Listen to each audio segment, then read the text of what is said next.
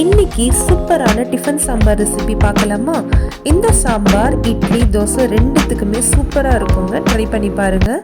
ஒரு குக்கரில் ஒரு கிளாஸ் சிறுபருப்பு எடுத்துக்கோங்க. தண்ணி ஊற்றி நல்லா வாஷ் பண்ணிவிட்டு தேவையான அளவு தண்ணி ஊற்றிக்கோங்க.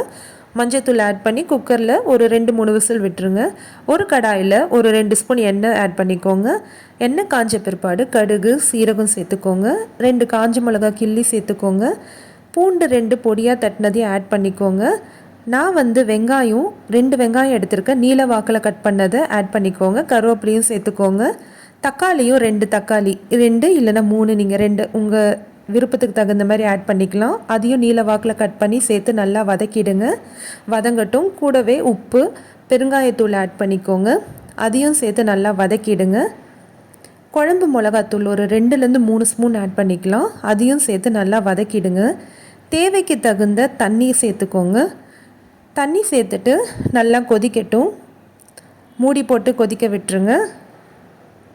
இதுக்கு நடுவில் நம்ம வேக வச்சுருக்கிற பருப்பை கரண்டிலே மெசிச்சிடுங்க. சீக்கிரமாகவே அது வெந்துடும். அதையும் இந்த வேக வச்சுருக்கிற தண்ணியோடு ஆட் பண்ணிக்கோங்க. கொதிக்கட்டும். ஒரு 5 மினிட்ஸ் நல்லா கொதிக்கட்டோங்க.